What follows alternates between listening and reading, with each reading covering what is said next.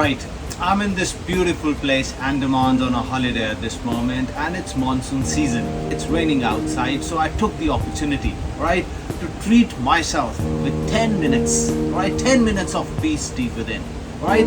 Just look around. Look around. This place has existed here for I don't know how many years. I'm here in this property, in this location, for a very brief moment.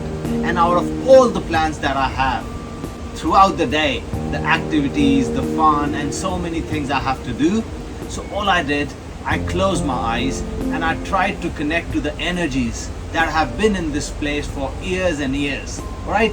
Just that single thought led to so much calm, peace of mind, and this is how I connect to every single place now I travel to. So definitely when we go for a holiday, right, we go there to have fun, right? But that holiday can also mean, right, connecting your energies deep within with that place.